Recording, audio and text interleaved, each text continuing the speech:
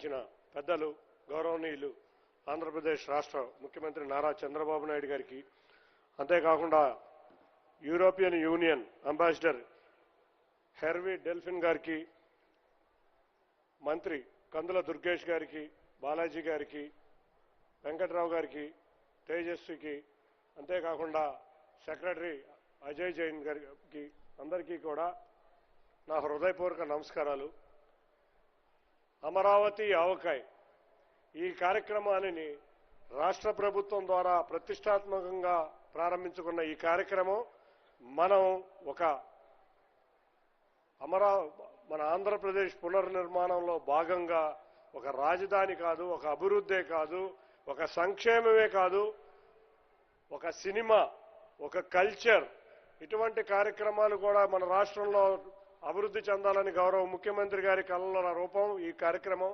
తప్పకుండా ఇటువంటి కార్యక్రమాల వల్ల మనం ఇతర రాష్ట్రాలతో పోటీ పడటంలో అభివృద్ధిలోనే కాదు, మనం సాంకేతికంగానే కాదు, కళలను పోషిస్తాం.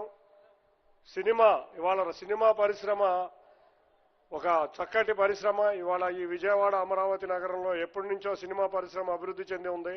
అంతేకాకుండా ఈ ప్రాంతం మొత్తం కూడా సాంస్కృతిక కార్యక్రమాలు, ఇటువంటి కార్యక్రమాలు చేయటమే కాకుండా ఒక ఉత్సవాలు నిర్వర్తించాలి, రాష్ట్రం మొత్తం మీద ఉత్సవాలు నిర్వర్తించాలి, ఒక సర్క్యూట్ టూరిజం డెవలప్ చేయాలి, సర్క్యులేషన్ ఆఫ్ మనీ ఉండాలంటే టూరిజం తప్పితే మరేది కాదని గౌరవ ముఖ్యమంత్రి వర్యులు ఎప్పుడో 20 సంవత్సరాల క్రితం ఉమ్మడి రాష్ట్రంలో వారు హైదరాబాద్ అభివృద్ధిలో ఘనంగా చూపించారు.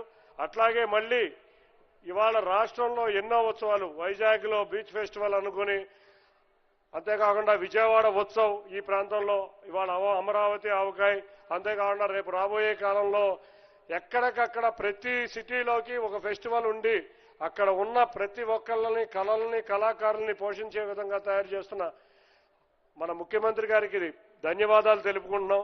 అంతేకాకుండా ఇవాళ కృష్ణమ్మ జలహారతి మనం 2014-19 మన గౌరవ ముఖ్యమంత్రి వర్యుల చేతుల మీదుగా ప్రారంభమైన ఈ జలహారతి మళ్ళీ ఇవాళ ఇక్కడి నుంచి ప్రారంభించి మనం ప్రకృతిని ఆరాధిస్తాం.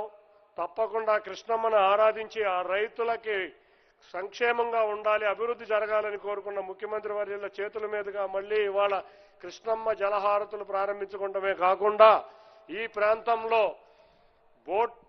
హౌస్ బోట్స్ను కూడా ఇక్కడికి తీసుకువచ్చి మొత్తం రాష్ట్రంలో ఉన్న అన్ని నదులలో కూడా ఈ హౌస్ బోట్స్ ఉండే విధంగా, టూరిజం డెవలప్ అయ్యే విధంగా కృషి చేస్తున్న ముఖ్యమంత్రి వారి గారికి ధన్యవాదాలు తెలుపుకుంటూ, తప్పకుండా రాబోయే కాలంలో అభివృద్ధిలోనే కాదు, సంక్షేమంలో కాదు, టూరిజంలో కూడా #1 డెస్టినేషన్గా ఆంధ్రప్రదేశ్ ఉండాలని ఉంటుంది. గౌరవ ముఖ్యమంత్రి వర్యుల చేతుల మీదుగా ఉంటుందని అందరికీ తెలుసు.